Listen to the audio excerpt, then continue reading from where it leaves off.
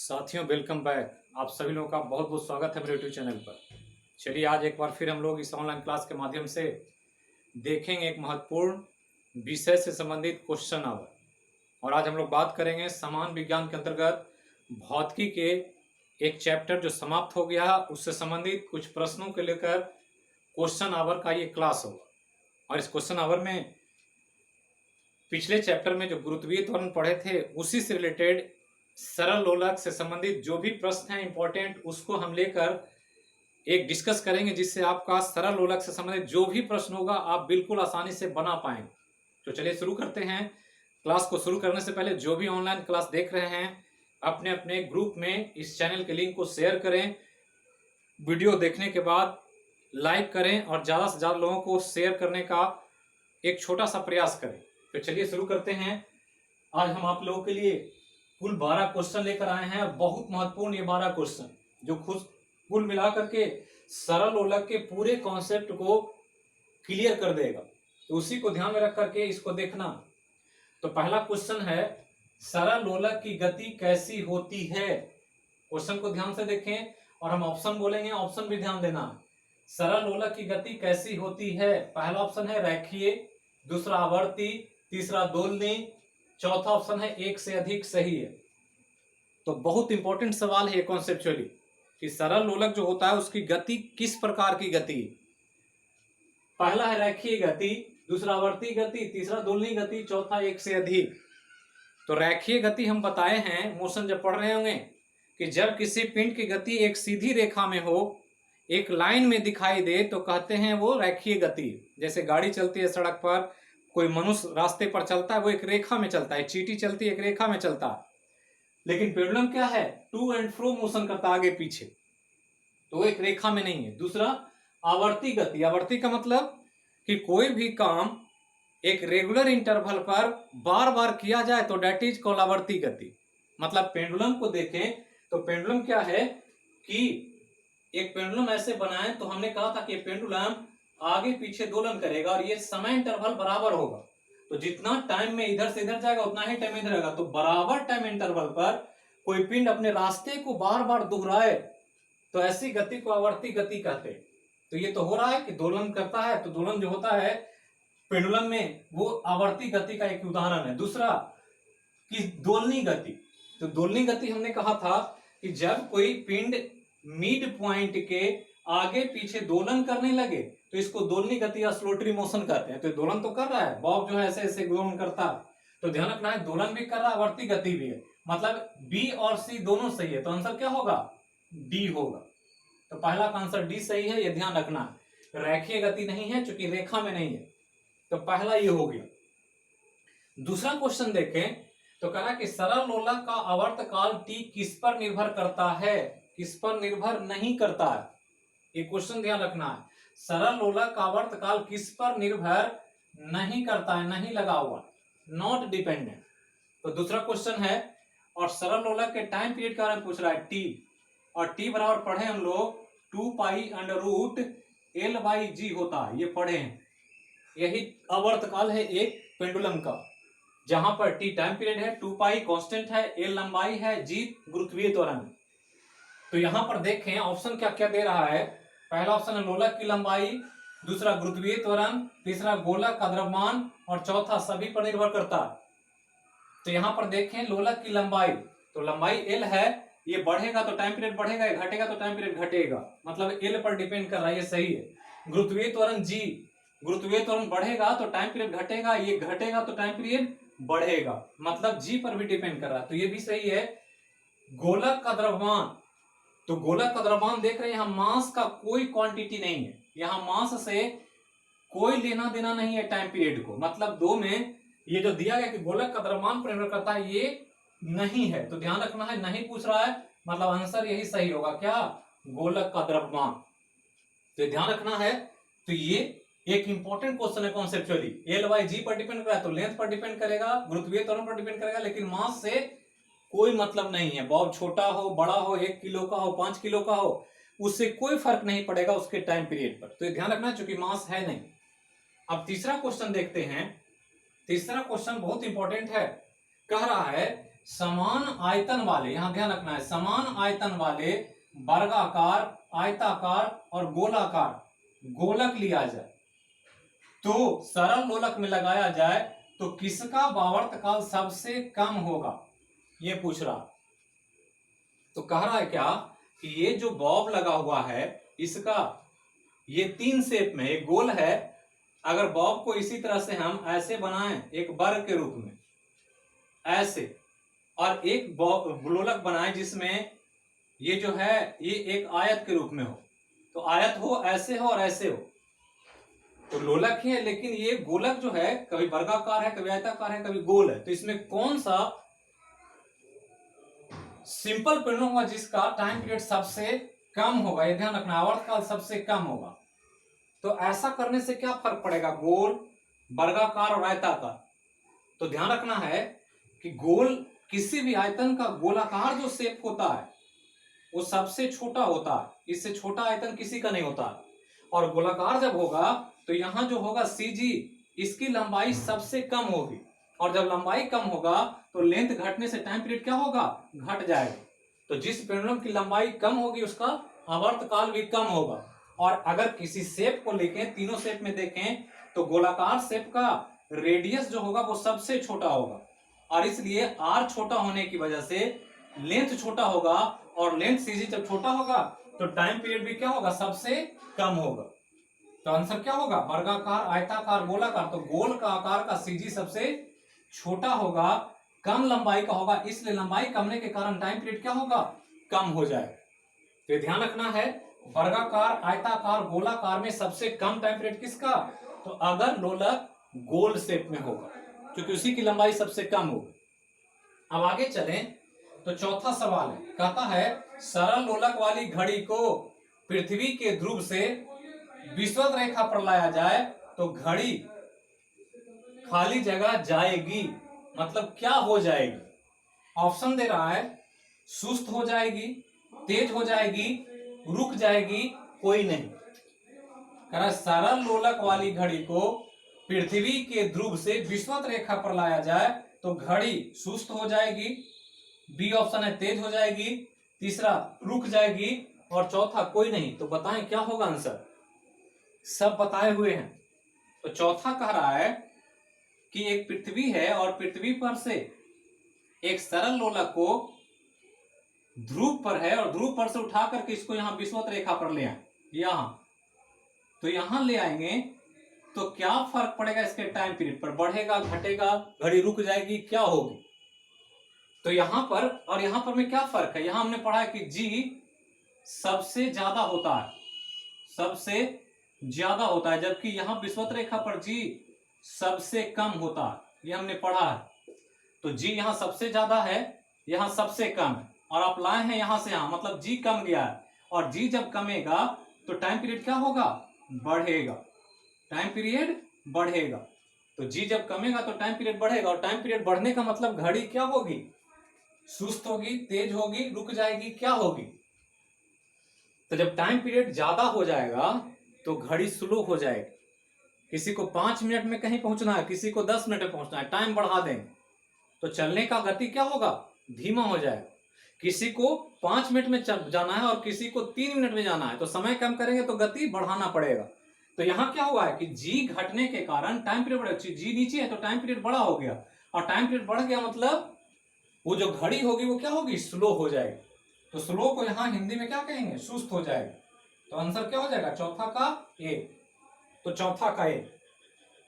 पांचवा क्वेश्चन देखें, और पांचवा कह रहा है कि सरल लोलक वाली घड़ी को त्वरण के साथ ऊपर जाने वाली लिफ्ट में लगाया जाए।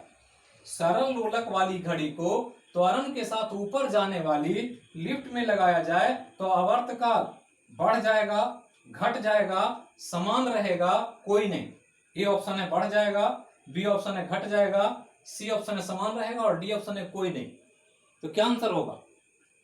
तो बहुत कॉन्सेप्चुअल सवाल है, हमने कहा था कि जो टॉपिक पढ़ रहे हैं सबको जोड़कर आपसे सवाल पूछा जाएगा। तो ये लिफ्ट है और लिफ्ट जा रही है किधर, त्वरण के साथ ऊपर जा रही है, ऊपर जा रही है ए त्वरण से, और इसमें एक लोलक लगा हुआ है ऐसे।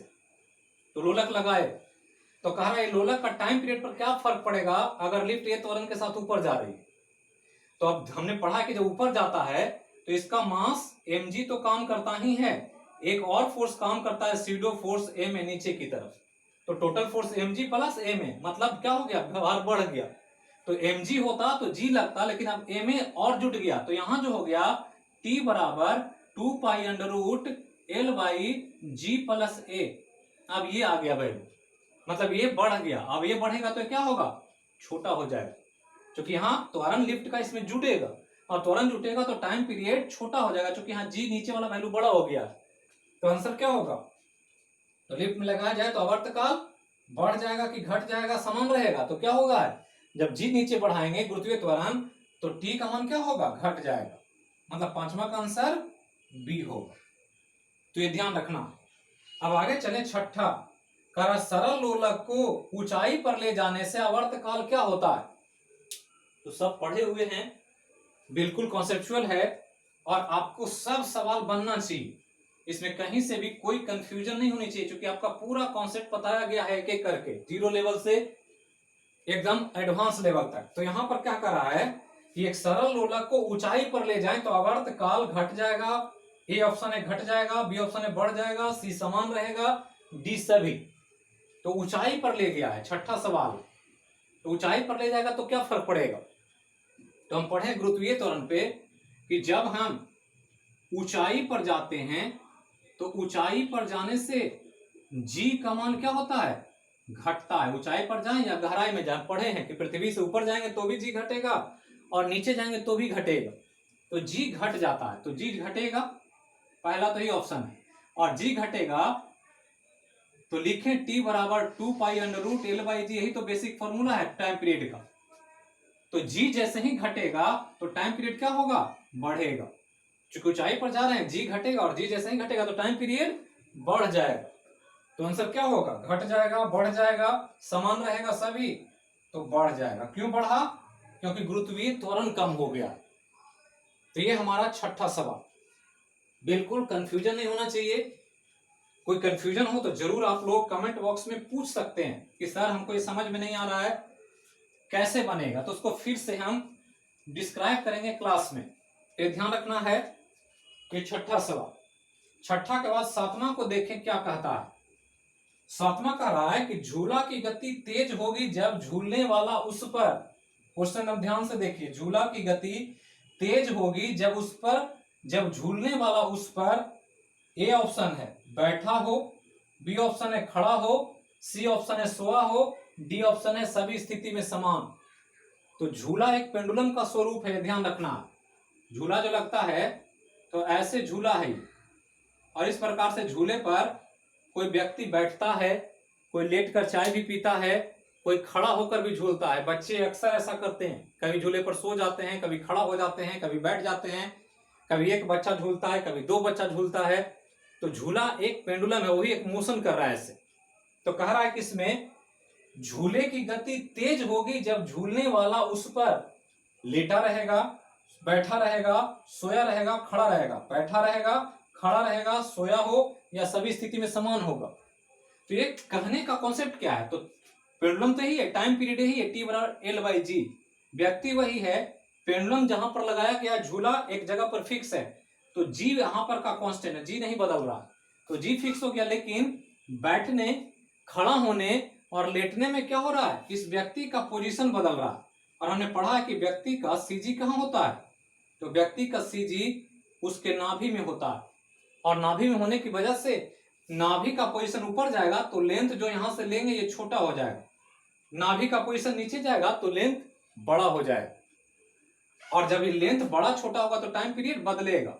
तो सीजी ऊपर कब होगा, जब व्यक्ति खड़ा होगा, जब खड़ा हो जाएगा ऐसे, तो खड़ा होने के कारण उसका नाभि का पोजीशन ऊपर होगा। एक व्यक्ति ऐसे तो खड़ा है तो नाभि ऊपर है, तो यहां तक एल है, बैठा होगा तो सीजी यहां होगा, लेटा होगा तो भी सीजी यहां होगा। तो खड़ा होने के कंडीशन में यहां है, तो एल सबसे छोटा कब है, जब खड़ा है, और जब खड़ा है तो एल छोटा है, ये छोटा होगा, तो टाइम पीरियड क्या होगा, बड़ा हो जाएगा। मतलब कि जब ये जब छोटा होगा तो ये क्या होगा, ये भी छोटा होगा, ये छोटा होगा, एल का मान, तो ये भी क्या होगा, छोटा होगा। बोलने में थोड़ा सा जल्दीबाजी में हो गया, ध्यान रखना है कि एल जब छोटा होगा तो टाइम पीरियड भी क्या होगा, छोटा होगा। और टाइम जब घटता है तो स्पीड क्या होता है, बढ़ता है। हमने भी कहा कि जब आपको कम समय दिया जाएगा चलने के लिए तो तेज चलना पड़ेगा, ज्यादा समय दिया जाएगा तो स्लो चलना पड़ेगा। और यहाँ क्या हो रहा है कि टाइम पीरियड घट गया है, एल घटने से टाइम पीरियड घट गया। जब खड़ा हुआ तो एल छोटा हो गया, नाभि ऊपर चला गया, नाभि ऊपर आने से एल छोटा हुआ, एल छोटा हुआ तो टाइम पीरियड छोटा हो गया। और टाइम पीरियड छोटा होगा तो झूला क्या होगा, तेज हो जाएगा। तो झूले की गति तेज पूछ रहा है, तो कब होगा, जब व्यक्ति झूले पर खड़ा रहेगा या खड़ा होगा तो उस समय उसका वेग सबसे अधिक हो। अब 8वां सवाल देखते हैं। 8वां सवाल कहता है कि अंतरिक्ष यान में सरल लोलक वाली घड़ी का आवर्तकाल, ए ऑप्शन है बढ़ जाएगा, बी ऑप्शन है घट जाएगा, सी समान रहेगा, डी अनंत होगा। क्या आंसर होगा बताइए। आप लोग बताते चलें और लास्ट में एक बार एक्यूमुलेट करके पूरा को जोड़कर बताएं कि कहां तक आपका सही हुआ। 12 क्वेश्चन है, 12 में कितना सही कर पाए। और 8वां नंबर कह रहा है कि अंतरिक्ष यान में सरल लोलक वाली घड़ी का आवर्तकाल, ए ऑप्शन बढ़ जाएगा, बी घट जाएगा, सी समान रहेगा, डी अनंत होगा। तो आवर्तकाल तो एक ही है, यही टी बराबर 2π√L/g। तो अंतरिक्ष मार्ग में ले जाने से क्या फर्क पड़ेगा, लंबाई में कोई फर्क नहीं पड़ेगा, लेकिन जी बदलेगा। क्योंकि आप पढ़े हैं, हमने बताया आपको कई जगह पर कि अंतरिक्ष यान में जी जो होता है वो क्या होता है, जीरो होता है, गुरुत्वीय त्वरण जीरो होता है। तो इस हिसाब से अगर 8वां सवाल देखें तो 8वां सवाल कह रहा है टी बराबर 2π√L/g। तो जी क्या हो गया, जीरो हो गया, और जीरो वैल्यू रखेंगे यहां पर, तो 2π√L/0, तो जीरो किसी संख्या को जीरो से भाग देंगे तो संख्या क्या मिलेगा, अनंत मिलेगा। तो टाइम पीरियड क्या होगा, अनंत हो जाएगा, टाइम पीरियड अनंत होगा। तो ऑप्शन डी सही। और अनंत होने से क्या फर्क पड़ेगा घड़ी पर, तेज होगा, स्लो होगा, कि घड़ी काम करना बंद कर देगा। तो जब अनंत काल में उसको जाना है, समय बहुत ज्यादा इतना है कि समय कभी पूरा ही नहीं होगा, तो घड़ी क्या होगी, स्टॉप कर जाएगी, चलेगी नहीं, स्लो फास्ट नहीं होगी, रुक ही जाएगी। तो ये 8वां सवाल होगा। अब चलते हैं 9वां सवाल देखते हैं। और 9वां कह रहा है कि एक सरल लोलक का आवर्तकाल पृथ्वी के सतह पर सर्वाधिक कब होगा, कहां होगा, सर्वाधिक होगा। तो ये 9वां सवाल है। और 9वां कह रहा है टाइम पीरियड के बारे में, क्योंकि टाइम पीरियड ही आपके लिए इंपॉर्टेंट है सरल लोलक में, L/g है। तो टी बराबर 2π√L/g कह रहा है सरल लोलक का आवर्तकाल पृथ्वी के सतह पर सर्वाधिक होगा, उत्तरी ध्रुव पर, दक्षिणी ध्रुव पर, विषुवत रेखा पर, सब जगह समान। तो सरल लोलक को हम एक दूसरे जगह पर ले जा रहे हैं, सतह है ऐसे पृथ्वी का, और ये पोल है, ये नॉर्थ पोल, ये साउथ पोल, और ये इक्वेटर। यहां लाए तो, यहां रखें तो, और यहां रखें तो कहां पर टाइम पीरियड सर्वाधिक होगा। तो सर्वाधिक कहां होगा, जहां पर एल तो वही है, एक ही पेंडुलम में लंबाई नहीं बदला, लेकिन जी बदल रहा है। यहां पर जी सर्वाधिक है, यहां पर जी सर्वाधिक है, और यहां पर जी क्या है, सबसे कम है। कहां पर, विषुवत रेखा पर। और जब सबसे कम होता है तो जी अगर कमेगा तो टाइम पीरियड क्या होगा, सर्वाधिक होगा। तो जी कहां कम है, तो विषुवत रेखा पर जी सबसे कम है। और जब विषुवत रेखा पर कम है जी, तो विषुवत रेखा पर ही टाइम पीरियड क्या होगा, सर्वाधिक होगा। तो आंसर क्या होगा, सी, विषुवत रेखा पर। तो 9वां सवाल बिल्कुल देख रहे हैं कि सारा सवाल एक दूसरे से जुड़ा हुआ है, बिल्कुल कॉन्सेप्चुअल है, इसमें कोई कंफ्यूजन है, सब कुछ बताया गया आपको। अब चलते हैं 10वां देखते हैं। और कह रहा कि एक झूले पर एक बालक के झूलते समय दूसरा बालक आकर बैठ जाए तो टी का मान, मतलब टाइम पीरियड का मान, ऑप्शन ए है बढ़ेगा, बी घटेगा, सी समान रहेगा, डी कोई नहीं। तो क्या कह रहा है कि एक झूला है जिस पर एक बच्चा पहले से झूल रहा है और एक और बच्चा आकर उस पर बैठ जाए, तो झूले का टाइम पीरियड का मान बढ़ जाएगा, घटेगा, समान रहेगा, कोई नहीं, क्या कहेंगे। तो अभी हमने कहा है कि एक झूला हो ऐसे, और झूले पर तरह तरह से लोग झूलते हैं। एक बच्चा झूल रहा है और सामने वाला बच्चा आया और वो भी बैठ गया इस पर, तो कह रहा है इसका टाइम पीरियड पर क्या फर्क पड़ेगा। तो इसके बैठने से क्या होगा, लंबाई तो वही है, झूला वही है, मतलब एल भी वही है, एल बराबर है, एल समान है, जितना पहले था उतना ही है, और जहां पर झूला है वहीं पर अभी मतलब जी भी समान है। फर्क क्या पड़ा है, मास बढ़ गया, पहले की तुलना में मास ज्यादा हो गया, बढ़ गया। और यहां पर देखें कि मास यहां पर है नहीं है, एल और जी कांस्टेंट अगर है तो टाइम पीरियड वही रहेगा, 2 पाई तो कांस्टेंट है, तो मास से कोई लेना देना नहीं। शुरू में ही बताया कि मास से इंडिपेंडेंट है, गोलक के द्रव्यमान का कोई लेना देना नहीं है टाइम पीरियड से। तो यहां पर मास जब समान है, मास बढ़ गया है और मास से कोई लेना देना नहीं टाइम पीरियड को, तो मास जब टाइम पीरियड को प्रभावित नहीं करता है तो एक बैठे, दो बैठे, चार बैठे, टाइम पीरियड पर कोई फर्क नहीं पड़ेगा।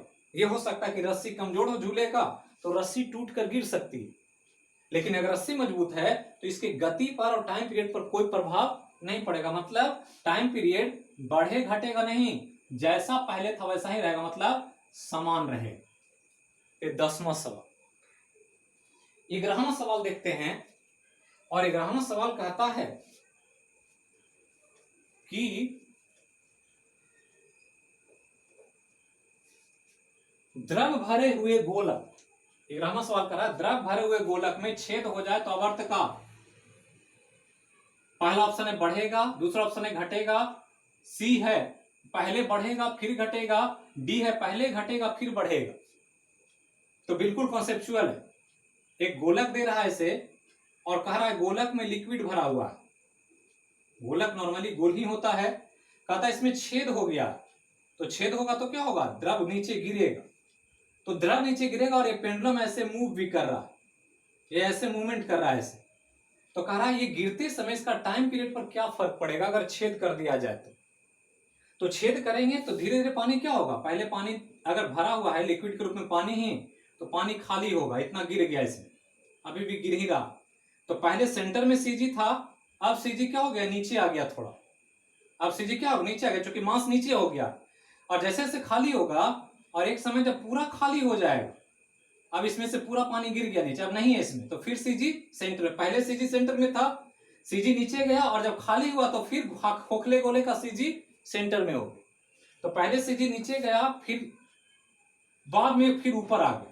तो जैसे जैसे सीजी नीचे जाएगा ये लेंथ क्या होगा, बढ़ रहा है, फिर लेंथ क्या हुआ, घट गया, तो पहले बढ़ा फिर घटा, तो लेंथ जब बढ़ेगा तो टी बराबर पढ़े हैं 2 पाई अंडर रूट L/G, तो लेंथ बढ़ेगा तो टाइम पीरियड बढ़ेगा और लेंथ घटेगा तो टाइम पीरियड घटेगा, तो पहले लेंथ क्या हुआ है, बढ़ा है, और बाद में लेंथ फिर घटा है, तो लेंथ बढ़ने से टाइम पीरियड बढ़ेगा और फिर घटेगा, तो आंसर क्या होगा, पहले बढ़ेगा और फिर घटेगा। एकदम ध्यान रखना कॉन्सेप्चुअली, ये सारा एल और जी का ही कॉन्सेप्ट है, सीजी नीचे भाग रहा है गिरते गिरते, एल बढ़ रहा है, फिर सीजी जब गिर गया पूरा तो ऊपर आ गया तो एल घट गया, तो बढ़ते समय टाइम पीरियड बढ़ेगा और घटते समय टाइम पीरियड घटेगा। अब लास्ट सवाल है 12 नंबर, और 12 नंबर एक महत्वपूर्ण क्वेश्चन है न्यूमेरिकल के तौर पर, उसको भी थोड़ा सा ध्यान देना है, जो बिल्कुल आपके कॉन्सेप्ट के लिए है। नॉर्मली जीएस में ऐसा सवाल नहीं पूछा जाता, लेकिन हमने कुछ क्वेश्चन न्यूमेरिकल का भी कराया है ताकि आपको कॉन्फिडेंस रहे कि आप जो पढ़ रहे हैं बिल्कुल अप्रोप्रिएट सब कुछ जानते हैं, आप कुछ भी आपसे छूटा हुआ नहीं। अब यहां देखें, कह रहा है कि सरल लोलक की लंबाई 4% बढ़ा दी जाए तो आवर्त काल 4% बढ़ेगा, ए ऑप्शन है, बी है 2% बढ़ेगा, सी 4% घटेगा और डी 2% घटेगा। क्या होगा, सरल लोलक की लंबाई 4% बढ़ जाए तो आवर्त काल, ए ऑप्शन 4% बढ़ेगा, बी 2% बढ़ेगा, सी 4% घटेगा और डी 2% घटेगा, क्या आंसर होगा। तो यहां पर फॉर्मूला वही है, टी बराबर 2 पाई अंडर रूट L/G। चर्चा क्या है इसमें क्वेश्चन में, लंबाई 4% बढ़ गया, यहां देखें ये नहीं कुछ चेंज हुआ, ये नहीं चेंज हुआ, सिर्फ ये लेंथ के बारे में बोल रहा है, तो ये दोनों कांस्टेंट है और रिलेशन है, तो रिलेशन निकाल सकते हैं, T directly proportional to under root L, मतलब L के वर्गमूल का सीधा समानुपाती है टाइम पीरियड, अगर ये टी पाई और जी कांस्टेंट हो तो। अब इस फॉर्मूला से सॉल्व करें तो T2 बराबर T1, T2 बटा T1 बराबर लिख सकते हैं क्या, L2 और बटा L1 का अंडर रूट, चूंकि डायरेक्टली प्रोपोर्शनल है, यहाँ T2 आया है तो यहाँ L2 आएगा, यहाँ T1 आया है तो यहाँ L1 आएगा, और L2 कह रहा है क्या है, पहले से 4% बढ़ गया, तो मान लिया पहले 100 हो तो दूसरा क्या होगा 104 हो जाएगा। तो यहाँ लिख सकते हैं आप, इसको सॉल्व करें तो लिखेंगे T2 बटा T1 बराबर 104 L1 और बटा 100 L1। यही ना, 4% बढ़ गया, तो पहले 100 था तो 4% बढ़ा तो 104 हो गया। तो L1 L1 कटा, L1 L1 कटा, तो बचा कितना, तो बच गया ये। अगर इसको सॉल्व करें, इसको स्क्वायर में कर दें तो T2 बटा T1 का होल स्क्वायर करेंगे तो ये आ जाएगा कितना 1.04। ये 100 से भाग देंगे तो वर्गमूल हटेगा तो बच जाएगा ये, चूंकि पावर कर दिए स्क्वायर में तो वर्गमूल हटेगा। 100 से भाग दें तो 1.04, और इसको निकालें तो इसको लिखेंगे T2 और बटा T1 बराबर कितना होगा, तो रूट निकालेंगे 1.04 का रूट तो कितना होगा 1.02 आएगा। तो T2 बराबर कितना, तो T2 बराबर 1.02 T1, मतलब पहले से 0.02 बढ़ गया। पहले T1 था तो अब जो T2 हो गया वो 1.02 T1 हो गया। मतलब अब यहां पर चेंजेस निकाले, कितना टाइम बढ़ा, तो पहले T1 था अब कितना हो गया 1.02 T1, तो चेंज कितना, तो डेल्टा T जो टाइम में चेंज हुआ वो 1.02 T1 और माइनस T1, तो कितना, तो 0.02 T1 इतना बढ़ा। तो परसेंटेज में कितना बढ़ा, तो परसेंटेज डेल्टा T कितना, तो 0.02 T1 और बटा T1 और गुना 100, T1 कटा तो 0.02 गुना 100 करें कितना होगा 2% होगा। क्या होगा, बढ़ेगा, क्यों, क्योंकि एल ऊपर है, लेंथ बढ़ाएंगे तो टाइम पीरियड भी बढ़ेगा, तो 2% क्या होगा, बढ़ जाएगा। कोई कंफ्यूजन नहीं होना चाहिए, बिल्कुल आसान है। तो 2% बढ़ेगा, ये 12 नंबर का आंसर। तो यही था क्वेश्चन आवर आपका फिजिक्स के सिंपल पेंडुलम का। सब कुछ मैंने ऑब्जेक्टिव, थ्योरी, न्यूमेरिकल सारा चीज को कवर अप किया है। एक एक क्वेश्चन को बनाएं और लास्ट में आप क्वेश्चन के सही होने के आधार पर सत्यता के साथ मार्क्स को आप बता दें मैसेज में, ताकि हम देख लें कि क्या आपका मार्क्स रहा और कहां पर आपको प्रॉब्लम हुई। जो दिक्कत हुआ वो क्वेश्चन को ही मेंशन करें कि सर ये क्वेश्चन नहीं समझ में आया, इसको फिर से बताया जाए, तो हम फिर से उसको डिस्कस करेंगे। तो थैंक यू, फिर मिलेंगे अगले क्लास में। तब तक जहां रहें स्वस्थ रहें, सुरक्षित रहें, बिल्कुल मस्त रहें, और एक बार बोलें देश की एकता अखंडता के लिए जय हो मैया की। Thank you.